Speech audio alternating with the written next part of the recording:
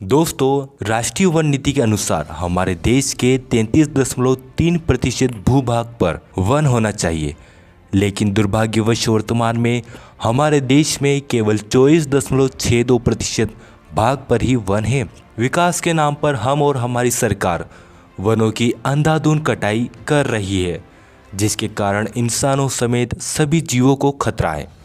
लेकिन फिर भी सरकारें और कॉरपोरेट सेक्टर बाज नहीं आ रहे।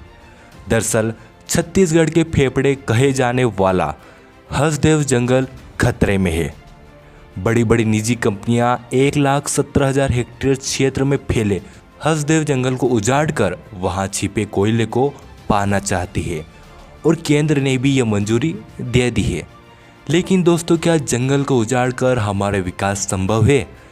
हसदेव जंगल में रह रहे जीवों और इंसानों का आखिर क्या होगा? दोस्तों, छत्तीसगढ़ के उत्तरी कोरबा, दक्षिण सरगुजा और सूरजपुर जिले के बीच हसदेव जंगल स्थित है। हसदेव जंगल को छत्तीसगढ़ के फेफड़े कहा जाता है। यह जंगल 1,17,000 हेक्टेयर में फैला है। यह जंगल अपनी जैव विविधता के लिए जाना जाता है। यहाँ कई जीवों के साथ साथ हाथी भी पाए जाते हैं। Wild life institute of India की साल 2021 की रिपोर्ट के मुताबिक हसदेव अरण्य में गोंड, लोहार और ओराव समेत अन्य आदिवासी जातियां रहती है। हसदेव जंगल में 82 तरह के पक्षी, दुर्लभ प्रजाति की तितलियां और 167 प्रकार की वनस्पतियां पाई जाती है। इन वनस्पतियों में से 18 वनस्पतियां खतरे में हैं। लेकिन अब तो ये पूरा जंगल ही खतरे में आ गया है, क्योंकि अब इस जंगल पर अडानी की नज़र है। इस जंगल पर परसा कोयला खदान का 841.538 हेक्टेयर हिस्सा स्थित है और यह खदान राजस्थान राज्य विद्युत उत्पादन निगम लिमिटेड को आवंटित है। राजस्थान की सरकार ने अडानी ग्रुप से करार करते हुए खदान का काम उसके हवाले कर दिया है।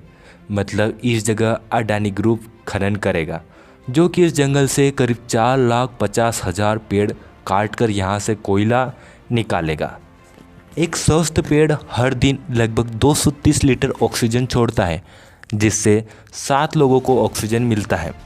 और यदि हसदेव जंगल के 4,50,000 पौधों को काट दिया जाएगा तो आप सोच ही सकते हैं कि इससे इंसानों समेत पूरे पर्यावरण को कितना खतरा हो सकता है।